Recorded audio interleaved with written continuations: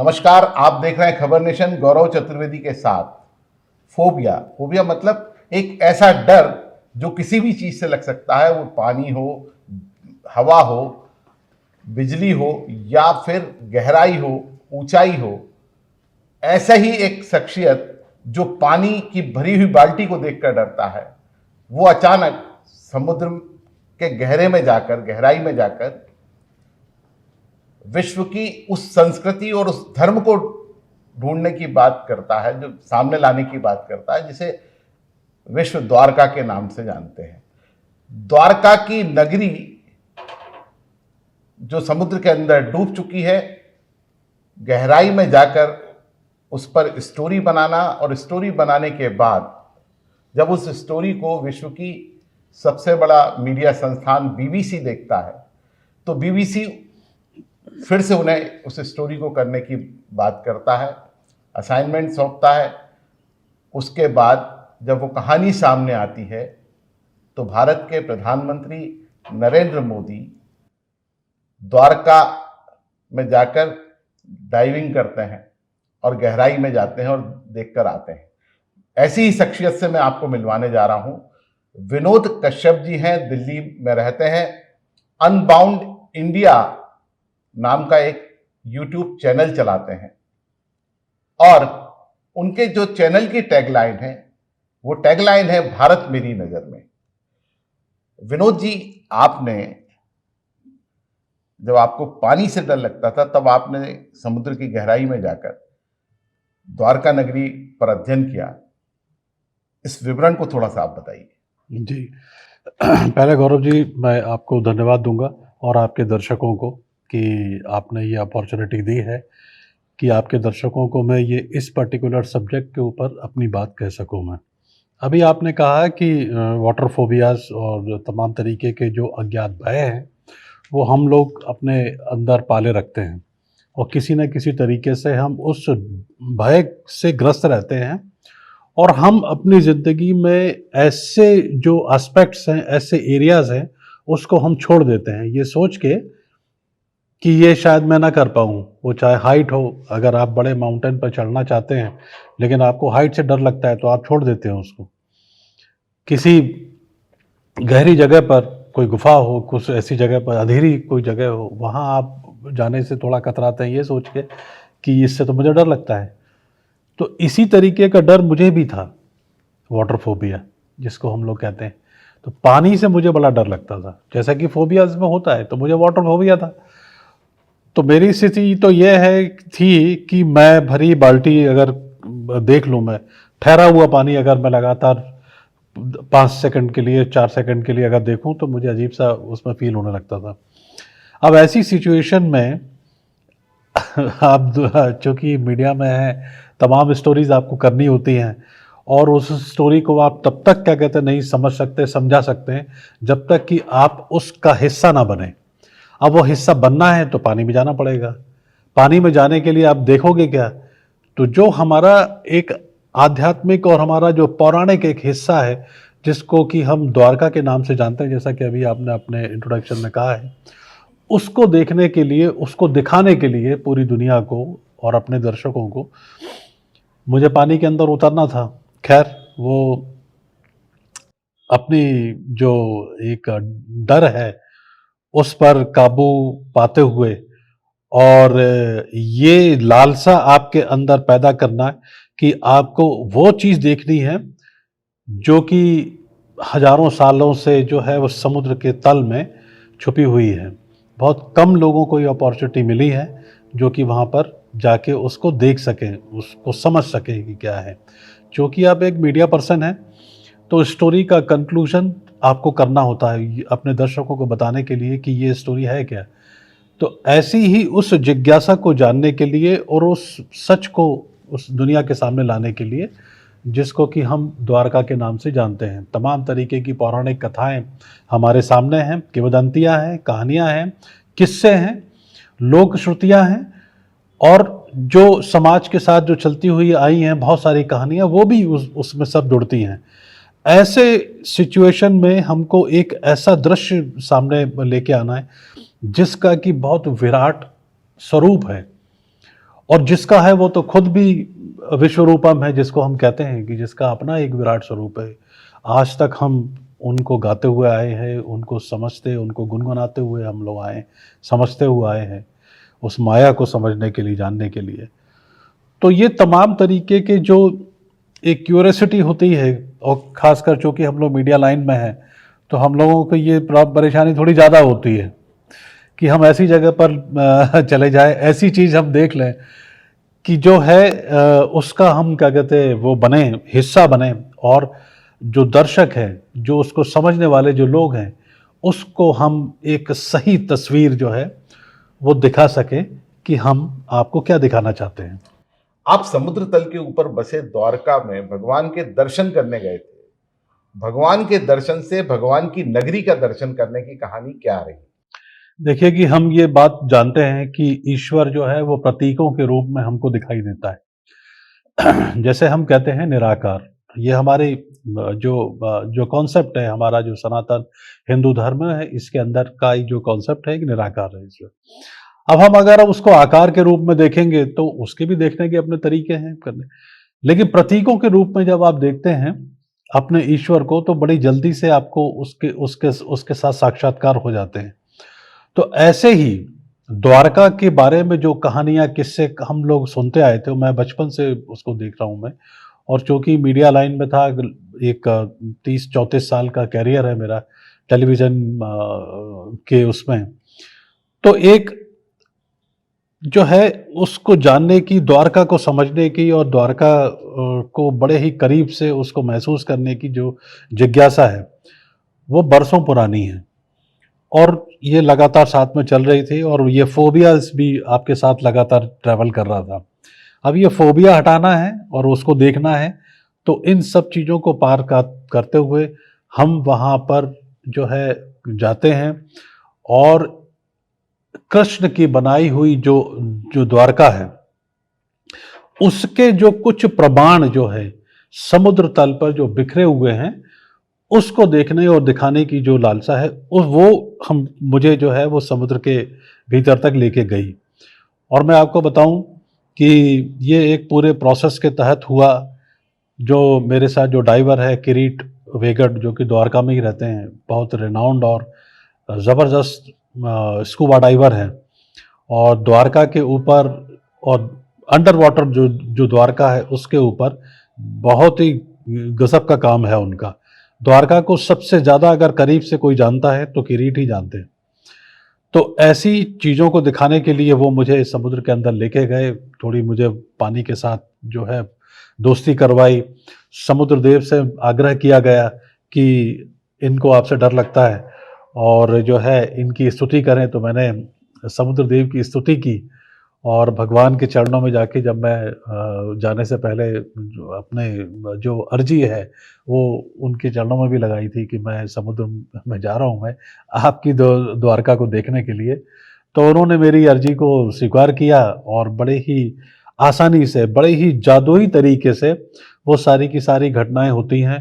मुझे पता नहीं चलता है कि मेरा फोबिया कहाँ चला गया, और समुद्र की गहराई में हम डुबकी लगाते हैं, और समुद्र का जो तल है उस तल पर जाके हम उन सब चीज़ों को देखने की हमने देखा, जहाँ पर पिछले तकरीबन ये मान के चलिए कि 4200 से 5000 साल के बीच तक का जो समुद्र है, उसके तलहटी पर ऐसे ढेरों स्ट्रक्चर्स जो हैं वो हमको दिखाई देते हैं, और वो दिखाने की कोशिश जो है हमने की है, और वो जो स्टोरी है वो बीबीसी पर है।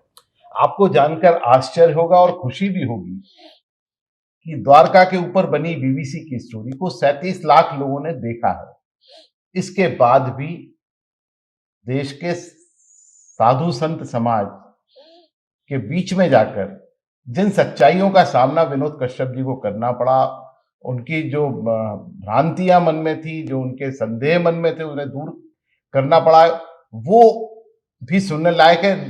विनोद जी, वो मामला क्या था आपका?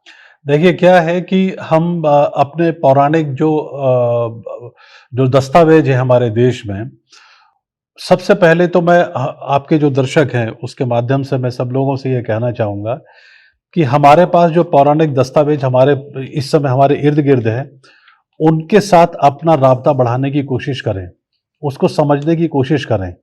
जब आप ये कनेक्ट अपने, चाहे वो खंडहर हों, मॉन्यूमेंट्स हों, मंदिर हों, मंदिर कौन से, वो जो जो हजारों सालों का इतिहास जो लिए बैठे हुए हैं अपनी कहानियां आपको सुनाने के लिए, बड़े दिल से आपको अपनी कहानियां सुनाने के लिए जो आतुर हैं, आपकी प्रतीक्षा कर रहे हैं, सो कोई ऐसा आए और उन कहानियों को सुने हजारों सालों की। तो ऐसी सिचुएशन में जब मैं द्वारका का ये सब किया, स्टोरी बनाई और बीबीसी के ऊपर जब चली, तो एक अपॉर्चुनिटी मुझे द्वारका जाने की मिली थी। उसमें ये कुछ लोगों के बीच में जो एक होता है ना कि आप अपनी स्टोरी को एक्सप्लेन कीजिए कि वहाँ किस तरीके के आपने दर्शन किए, क्योंकि एक सामान्य जो भारतीय है उसके दिमाग में हजारों किस्से कहानियां हैं, और वो इस तरीके के हैं कि पिछले कई सालों से जो है वो हैमरिंग हमारे दिमाग में हुई है और हमने एक छवि सी बना ली है। जैसा कि एक उदाहरण मैं आपको दूं कि रामायण जब ये सीरियल इस देश में चला, तो हमने जो सिने कलाकार अरुण गोविल साहब हैं, उनकी छवि में हमने राम को ढूंढ लिया, सीता को भी हमने देख लिया, लक्ष्मण को भी देख लिया। आज की तारीख में जब हम हनुमान जी की बात करते हैं तो हमें दारा सिंह का चेहरा दिखाई देता है। तो हमने अपने दिमाग में इस तरीके की इमेजेस, इस तरीके की कल्पनाएं जो है हमने अपने दिमागों के अंदर घर कर ली हैं। अब ये इन छवियों से बाहर निकलना ही सबसे बड़ी चुनौती होती है। तो ऐसे ही एक इंटरेक्शन में जब मैं द्वारका में था और जब बातचीत हुई तमाम प्रबुद्ध लोगों से, तो उनकी सबसे बड़ी समस्या ये थी कि साहब आपने जो द्वारका दिखाई है उसमें महल तो है ही नहीं। हम यूट्यूब पर जब देखते हैं हमको वहाँ पर सीढ़ियाँ दिखाई देती हैं, पिलर्स दिखाई देते हैं, महल के हिस्से दिखाई देते हैं, और यहाँ तक भी कहने वाले अपनी कहानियों में कह के गए हैं कि इन सीढ़ियों से जब आप लेफ्ट जाएंगे तो वहाँ पर आपको भगवान कृष्ण का बेडरूम भी दिखाई दे जाएगा जहाँ वो शयन करते थे। तो ऐसे जो भ्रम है हमारे दिमाग में, पहले हमको उनको निकालना पड़ेगा। अपना जो इतिहास है, हमारा जो इतिहास है, उसकी सच्चाई को जानने की हमको कोशिश करनी चाहिए, और एक जो पर्सपेक्टिव है हमारे दिमाग में उसको समझने की कोशिश करनी चाहिए। ये बहुत जरूरी है। सिर्फ किताबें पढ़ने से और नए इतिहास को समझने के लिए का ही सब कुछ नहीं होगा। अपनी अंडरस्टैंडिंग, अपने इतिहास को क्योंकि अपने इतिहास को सच रूप में आप नहीं जानेंगे तो और कौन जानेगा। ये जिम्मेदारी आपकी और हमारी है, क्योंकि ये हमारी विरासत है। तो जब हम इस तरीके के इंटरेक्शन में वहां बैठे हुए थे तो वहां सभी लोगों ने ये कहा कि आपने तो दिखाया नहीं। अब मेरे लिए बड़ी समस्या ये हो जाती है कि मैं कैसे ये बताऊं। तो मैं ये, आपने मुझे एक अपॉर्चुनिटी दी है, मैं बड़े ही कम टाइम में आपको, अपने दर्शकों को ये बताना चाहूंगा कि देखिए, कृष्ण का जो समय है, अभी जो नई जो प्रमाण जो हमको मिल रहे हैं, बड़ा ज़बरदस्त लोगों ने काम किया है। नीलेश ओक जैसे जो लोग हैं और भी बहुत सारे लोग हैं जिन्होंने कृष्ण का जो पीरियड है उसका डेट वाइज निकाल के रख दिया है। तो जब हम टाइम अगर देखें तो तकरीबन 5000 साल के आसपास का कृष्ण का जो है वो हमको मिलता है।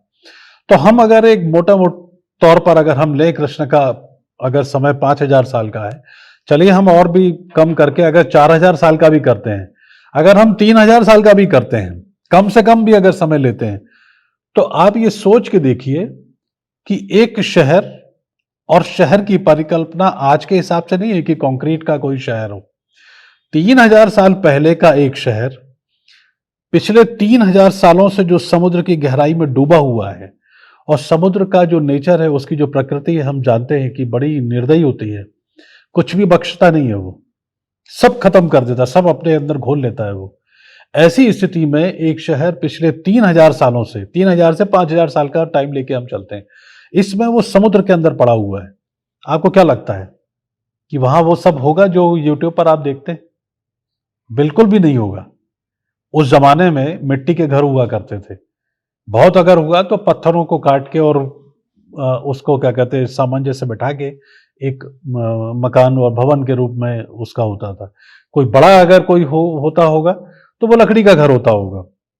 अब ऐसी सिचुएशन में एक शहर पिछले हजारों सालों से समुद्र के अंदर समाया हुआ हो, तो वो तो पूरी तरीके से नष्ट हो चुका होगा। ये हमारे को मानना पड़ेगा और ये समझना पड़ेगा, तब हम जाके हम सही उस पर पहुंच पाएंगे। दूसरा ये है कि समुद्र तल पे के ऊपर जब आप ऊपर से देखते हैं और सैटेलाइट की जो इमेजेस हमको मिलती हैं, तो उसमें कहीं कहीं हमको जो है स्ट्रक्चर से दिखाई देते हैं। अब बात ये होती है कि वो स्ट्रक्चर्स क्या हैं।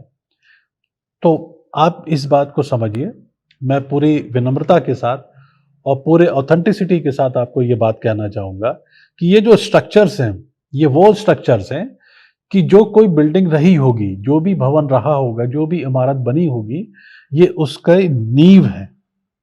नींव होती है ना, बिल्डिंग गिर जाती है लेकिन नींव के पत्थर वहीं खड़े रहते हैं। क्यों? क्योंकि नींव का बनना और भवन के बनने में दोनों में फर्क होता है। तो वो जो स्ट्रक्चर्स हमको दिखाई देते हैं, वो नींव की जो चीजें होती है वो मिलती हैं हमको देखने के लिए। बाकी हम ये सोचें कि हमको वहां पर कोई पैलेस मिल जाएगा, कुछ इस तरीके से मिल जाएगा, भवन मिल जाएगा, मल्टी स्टोरीज कुछ मिल जाएगा, हाईवेज मिल जाएंगे, कोई मार्केट मिल जाएगा, कुछ इस तरीके से नहीं था।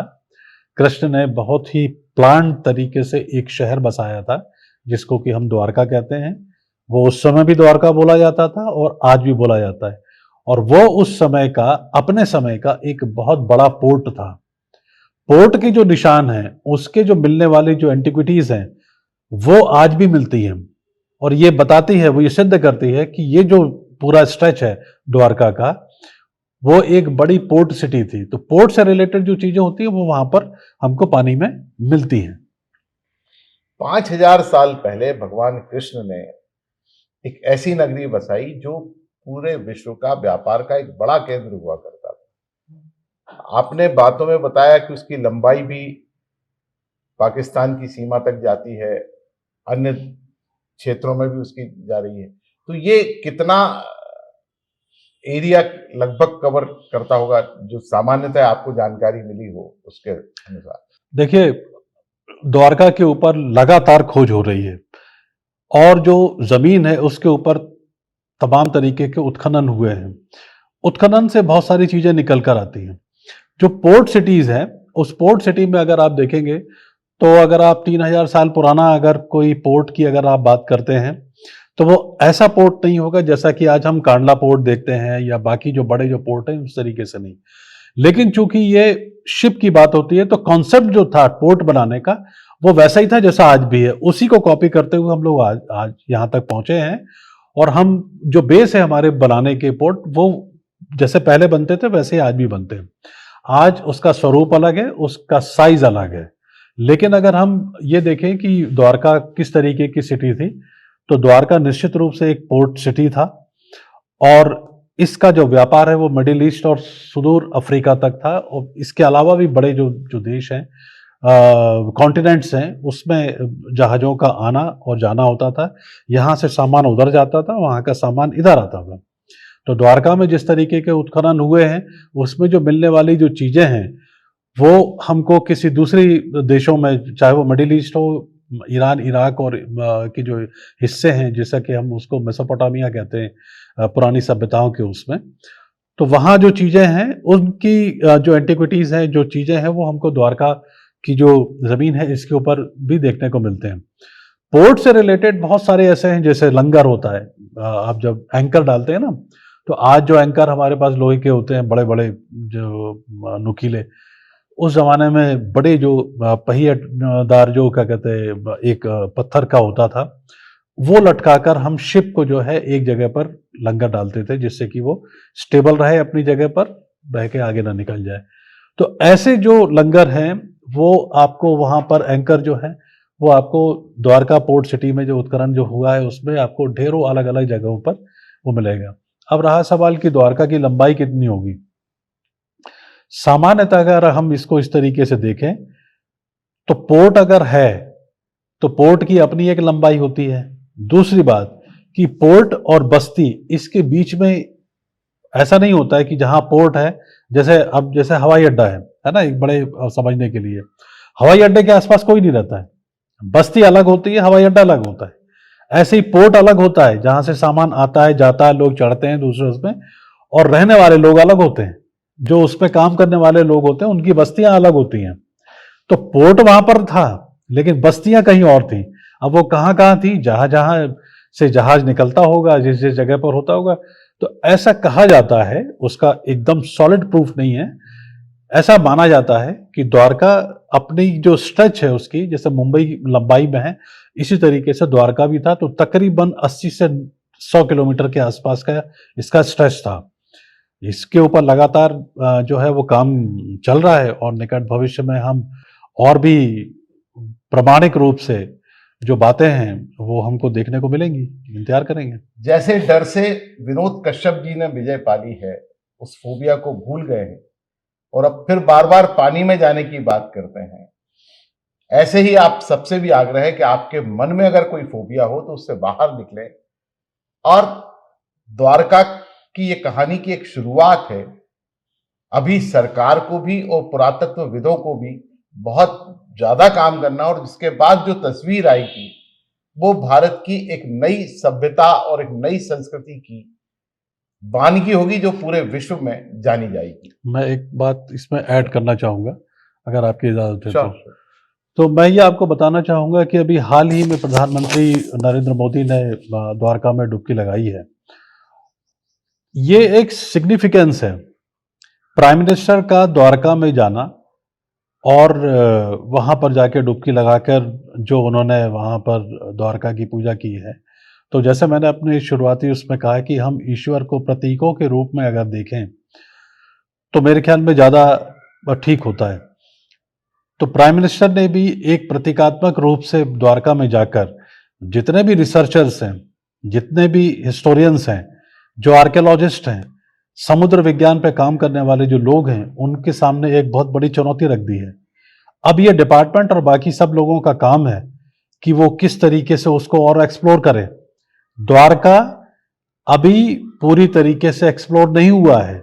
100% में से एक छोटा सा परसेंटेज है जिसका क्रेडिट आप डॉक्टर एस आर राव को आप दे सकते हैं।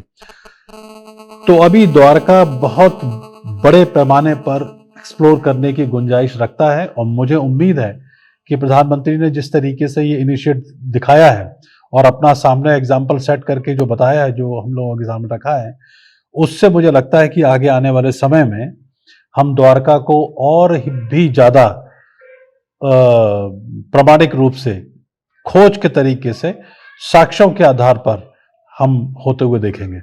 आपका समर्थन हमारा हौसला बढ़ाएगा। खबर नेशन यूट्यूब चैनल को सब्सक्राइब कीजिए, लाइक कीजिए और शेयर कीजिए।